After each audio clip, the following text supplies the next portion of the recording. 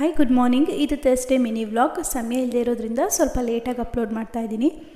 ಹುಣ್ಣಿಮೆ ಆಗಿದ್ದರಿಂದ ಸ್ವಲ್ಪ ಬೇಗನೆ ಎದ್ದು ಮನೆಯನ್ನೆಲ್ಲ ಕ್ಲೀನ್ ಮಾಡಿಕೊಂಡು ಮನೆ ಒರೆಸ್ಬೇಕಾದ್ರೆ ಸ್ವಲ್ಪ ಅರಿಶಿನ ಹಾಗೆ ಒಂದು ಸ್ವಲ್ಪ ಕರ್ಪೂರದ ಪುಡಿನ ಹಾಕಿ ಒರೆಸೋದ್ರಿಂದ ಮನೆಯೂ ಸಹ ಒಳ್ಳೆ ಪರಿಮಳ ಇರುತ್ತೆ. ಇದ್ರ ಜೊತೆಗೆ ನೆಗೆಟಿವ್ ಎನರ್ಜಿನ ಕಡಿಮೆ ಮಾಡಿ ಪಾಸಿಟಿವ್ ವೈಬ್ಸ್ನ ಜಾಸ್ತಿ ಮಾಡುತ್ತೆ. ಸೊ ಮನೆಯನ್ನೆಲ್ಲ ಒರೆಸ್ಕೊಂಡು ಸ್ನಾನ ಮಾಡಿ ನಂತರ ಸ್ವಲ್ಪ ಬಿಸಿ ನೀರು ಕುಡಿಯೋಣ ಅಂತೇಳಿ ಬಿಸಿ ನೀರನ್ನ ಕಾಯಿಸ್ಕೊಳ್ತಾ ಇದ್ದೀನಿ. ನಂತರ ಹೊಸ್ಲಲ್ಲಿ ನಾನು ಸ್ನಾನ ಮಾಡಿಕೊಂಡೆ. ಯಾವಾಗಲೂ ಅರಿಶಿನ ಕುಂಕುಮನ ಹಚ್ಚೋದು, ಹಾಗಾಗಿ ಹೊಸ್ತಿಲೆಲ್ಲ ಕ್ಲೀನ್ ಮಾಡಿಕೊಂಡು ರಂಗೋಲಿನ ಹಾಕಿ ರೆಡಿ ಮಾಡ್ಕೊಂಡಿದ್ದೀನಿ. ಇದ್ರ ಜೊತೆಗೆ ದೇವ್ರ ಮನೆನ ಸ್ವಲ್ಪ ಎಲ್ಲ ಕ್ಲೀನ್ ಮಾಡಿ ದೇವ್ರ ಪಾತ್ರೆಗಳನ್ನ ತೊಳೆಯೋದಿತ್ತು, ಅದನ್ನೆಲ್ಲ ಕ್ಲೀನ್ ಮಾಡಿಕೊಂಡು ನಾನು ಸಹ ರೆಡಿಯಾಗಿ ಪೂಜೆನ ಮಾಡಿ ಮುಗಿಸ್ಕೊಂಡೆ.